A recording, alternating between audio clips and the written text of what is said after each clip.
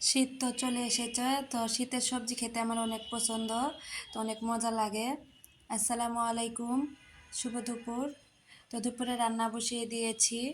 তো আজকে একটু দেরি হয়েছে, বাচ্চা কাচ্চা নিয়ে আরও কাজ থাকে। তো ভাবলাম যে দুপুরে খাইতে খাইতে 2টের দিকে তো একটু দেরি করে রান্না বসিয়ে দিয়েছি।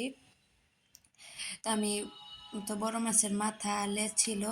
তো আমাদের মাছ নিয়ে আসলে কি হয়, পিটিগুলো আলাদা রাখা হয় আর গাদাগুলো আলাদা রাখা হয়, আর মাথা লেজ আলাদা টুকরা করে রাখা হয়। তো এগুলা একটা টুকলা ছিল, তো ওটা বাইর করছি, দেখি যে লেজ আর মাথা। তো ভাবলাম যে এগুলা সবজি দিয়ে রান্না করি, শীতের সবজি দিয়ে। তো মাছগুলো আমি প্রথমে ভেজে নিয়েছি। তো এখন তরকারি রান্না করার জন্য হয়তো মশলাগুলো আমি কষে নিয়ে নিচ্ছি। বাটা মশলা দিয়ে দিলাম একটু, একটু জিরা বাটা, রসুন বাটা, তারপরে গুঁড়া মশলাগুলো দিয়ে দিলাম, হলুদের গুঁড়া, ধনে গুঁড়া, মরিচের গুঁড়া। এখন যে সবজিগুলো আমি কেটে ধুয়ে রেখেছিলাম, তো সেগুলো দিয়ে দিলাম। এখানে আছে বেগুন, সিম, ফুলকপি, তারপরে আলু। তো পরে আমি টমেটো এড করব। তো এই সবজিগুলো দিয়ে তরকারি রান্না করলে আমার কাছে বেশ মজা লাগে।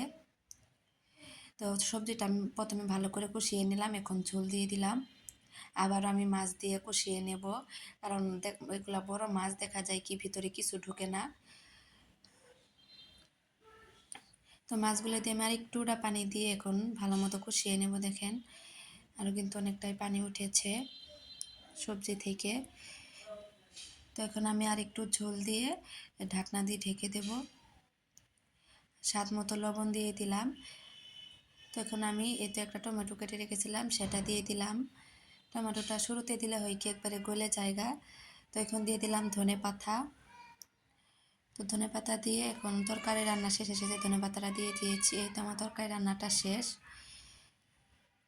তো এখন আমি ফুলকপি ভাজি করব।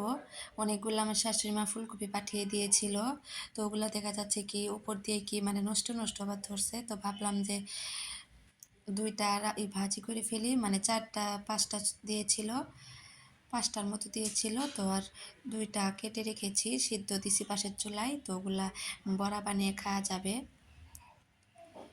তো আপনারা ফুলকপি কিন্তু হালকা ভাপ দিয়েও ফ্রিজে রাখতে পারেন, যখন তখন আপনারা তরকারি দিতে পারবেন। তো আমি হালকা ভাপ দিয়ে রেখে দিব, যাতে আমি যখন যদি আমার ইচ্ছা হয় যে আমি ফুলকপির বড়া করব, তো বড়াও করতে পারবো বা তরকারি তো দিতে পারবো। তো আপনাদের সাথে কথা বলতে বলতে এদিকে আমার ভাজিটাও হয়ে গেছে। সবাই ভালো থাকবেন। আল্লাহ হাফেজ।